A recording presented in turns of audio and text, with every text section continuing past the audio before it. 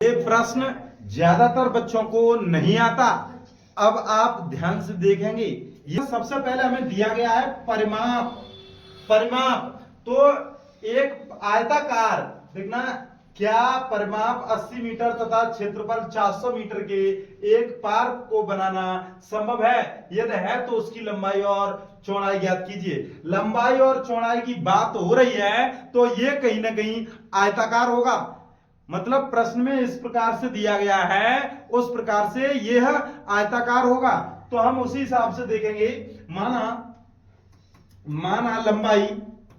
माना लंबाई बराबर x मीटर है, x मीटर है, ठीक है, लंबाई हमने मान ली।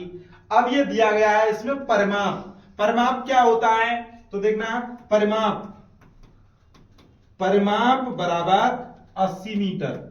और परिमाप होता क्या है, 2 इंटू, हमने उस दिन इसका निगमन भी कराया था, लंबाई, क्या लंबाई प्लस चौड़ाई, लंबाई प्लस चौड़ाई इक्वल टू 80 मीटर, ये आ गया। तो देखना 2 इंटू लंबाई हमारी दी है x प्लस चौड़ाई हमें निकालनी है। देखना 80 मीटर जो भी है, देखना इस 2 से ये 40 बार कैंसिल हो जाएगा। देखना 40 बार ये कैंसिल हो गया। देखना x प्लस चौड़ाई को हम क्या करें, देखना चौड़ाई हमारी निकल के आ जाएगी, चौड़ाई बराबर 40 मीटर। तो देखना चौड़ाई हमारी कितनी निकल के आ जाएगी, देखना चौड़ाई बराबर ये x उस तरफ जाएगी तो शिवानी ये कितना हो जाएगा, 40 माइनस x मीटर। तो हमारी चौड़ाई का मान ये निकल आया, लंबाई हमने x मीटर मानी। यदि हमारा क्षेत्रफल दिया गया है तो क्षेत्रफल क्या होता है, लंबाई इंटू चौड़ाई। देखेंगे, देखना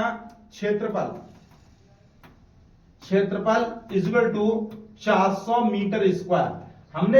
हमने पता कर लिया है, चौड़ाई हमारी 40 माइनस x है, लंबाई हमने माना था x है।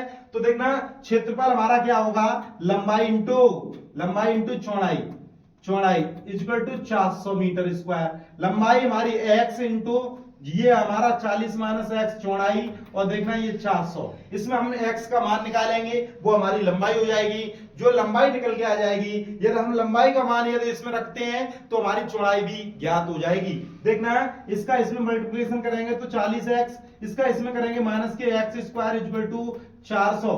देखेंगे ये जो है उस तरफ जाएगा तो ये x स्क्वायर धन का हो जाएगा, ये उस तरफ जाएगा तो ये माइनस का 4x।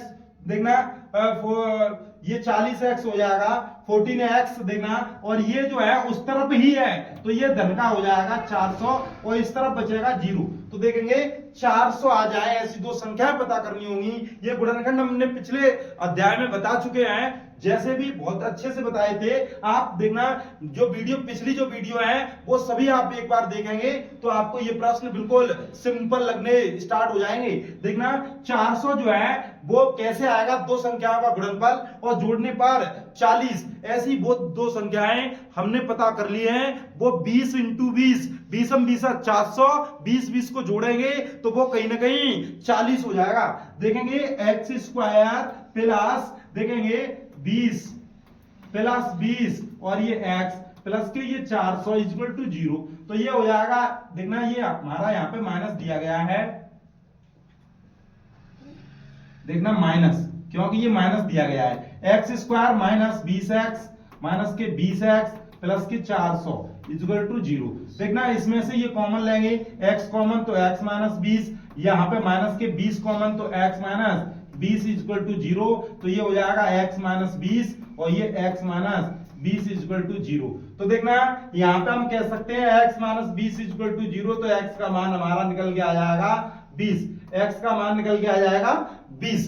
तो x का मान ये 20 निकल के आता है तो हमारी लंबाई का मान निकल के आ गया, अर्थात हमारी लंबाई कितनी होगी, लंबाई बराबर 20। चौड़ाई कितनी होगी, चौड़ाई हमें निकालनी है। तो देखना 40 में से 20 घटाएंगे तो ये हमारी कितनी निकल के आएगी, 20। तो अर्थात ये वर्ग हो जाएगा। देखना इस प्रकार से यदि ये प्रश्न समझ में आता है तो एक बार वीडियो को लाइक शेयर सब्सक्राइब करें और वीडियो ज्यादा से ज्यादा शेयर करें। धन्यवाद।